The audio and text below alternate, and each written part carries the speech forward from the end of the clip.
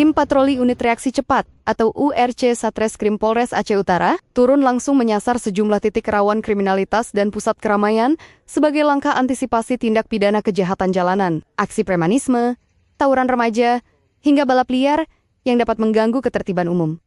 Kegiatan diawali dengan apel kesiapan yang dipimpin Kasat Reskrim AKP Ibrahim sebelum personel bergerak melaksanakan patroli di wilayah hukum Polres Aceh Utara. Melalui metode hunting system atau patroli bergerak secara intensif dari malam hingga pagi hari. Personel melakukan pemantauan dan patroli dialogis guna menciptakan situasi Kamtibmas yang aman dan kondusif.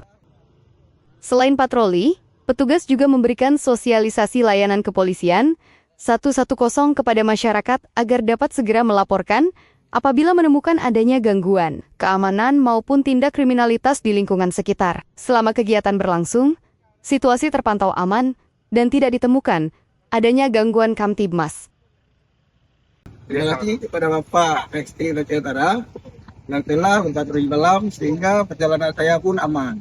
Terima kasih kepada Bapak Reskrim Aceh Utara dan URC yang telah berpatroli malam sehingga saya pergi mancing pun aman di jalan ataupun dalam keadaan dimanapun.